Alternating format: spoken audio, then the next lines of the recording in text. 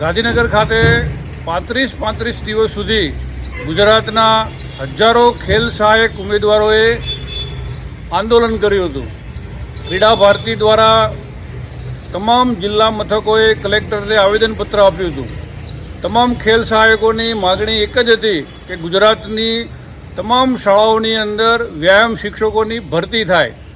NEP 2020ની પણ જે પ્રકારે લાગણી છે, માગણી છે અને જે ઉદ્દેશો છે એ પ્રકારે ગુજરાતના બાળકોની અંદર વ્યાયામ પ્રત્યે રસ રુચિ વધે એ પણ જરૂરી હોવાના કારણે માનનીય મુખ્યમંત્રીએ અધિકારીઓ સાથે અખિલ ભારતીય રાષ્ટ્રીય શૈક્ષિક મહાસંઘ અને ક્રીડા ભારતી અને આંદોલન કરી રહેલા ઉમેદવારોના પ્રતિનિધિઓ સાથે બેઠક કરી હતી અને અમને જણાવતા આનંદ થાય છે કે આજે સરકારશ્રીએ આ બાબતની એક કમિટી બનાવી છે, જે માટે સરકારે વાત કરી હતી કે અમે 90 દિવસની અંદર કમિટી બનાવીશું। એ પ્રકારે 90 દિવસ પૂરા થતાં કમિટીની રચના થઈ ગઈ છે અને હવે કમિટીની બેઠકો થશે।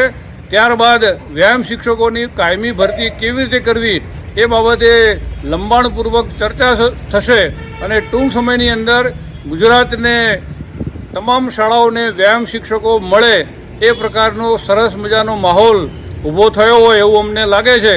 રાષ્ટ્રીય શૈક્ષિક મહાસંઘ આ કમિટી બનાવવાના નિર્ણયને આવકારે છે અને કમિટી જલ્દીથી પોતાનો રિપોર્ટ સરકાર સામે રજૂ કરી અને વ્યાયામ શિક્ષકોની ભરતી કરે એ પ્રકારની લાગણી પણ રાષ્ટ્રીય શૈક્ષિક મહાસંઘ વ્યક્ત કરે છે। ભારત માતા કી